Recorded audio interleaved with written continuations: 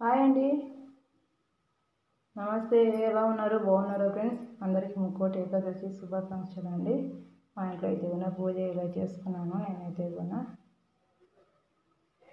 దేవునికి నైవేద్యం అయితే కూడా అరటి పండ్లు, తాంబూలము, బెల్లం ముక్క పెట్టానండి.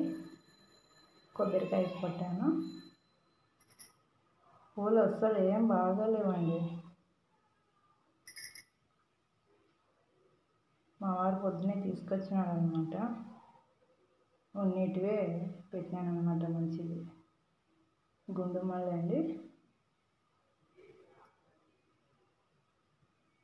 పూజ అయితే ఇలా చేసుకున్నానండి సింపుల్గా. ఈరోజు ఉపవాసం ఉంటే చాలా మంచిది. మీకు ఎంతమంది ఉపవాసం ఉంటున్నారు? వ్రతం ఎంతమంది చేసుకున్నారు నాకు కామెంట్ చేయండి.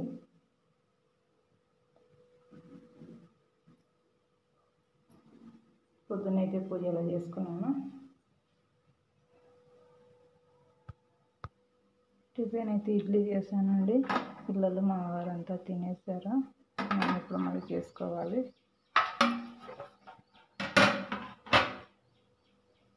టిఫిన్ అయితే చేసుకోవాలి. దీంట్లో అయితే ఆనియన్ పచ్చడి చేశానండి.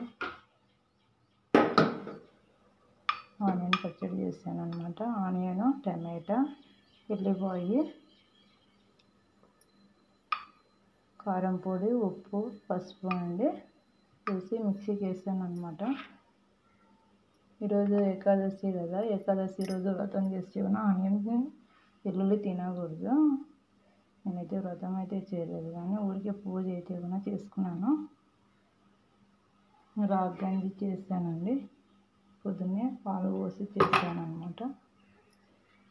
డైలీ రాగి గంజి అయితే ఉంటుందన్నమాట. మా వారికి అయితే కూడా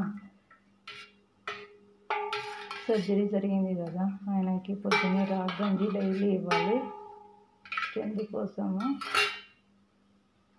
తర్వాత బాదంగా ఇవ్వాలి.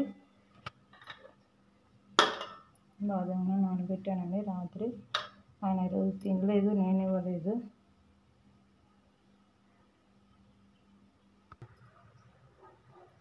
ఆ బాదం వచ్చేసి మధ్యాహ్నం జ్యూస్ చేసి ఇస్తానండి. ఇక్కడైతే కూడా గడపకైతే కూడా పసుపు అంతా రాసి కుంకుమ పసుపు పెట్టాను. పద్మ ముగ్గేసాను. ఇక్కడ తులసి కోట దగ్గర అండి. దీపం అయితే కూడా అదేమో తెలియట్లేదు, కానీ దీపం అయితే కూడా అది మొత్తం పిల్లి నాకేస్తానండి. అందుకే పెట్టేయాలని మనసు రాలేదు.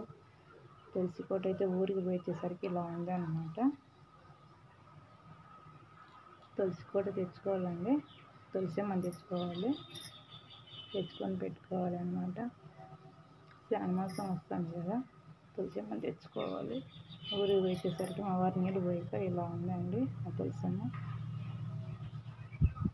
మొన్న గురువారం అయితే ఇంటి క్లీన్ చేసుకొని పట్టాలని క్లీన్ చేసి ఆ రోజు తులసమ్మ అంతా క్లీన్ చేశాను అనమాట. కోటకంతా పసుపు రాసి కుంకుమంతా పెట్టాను.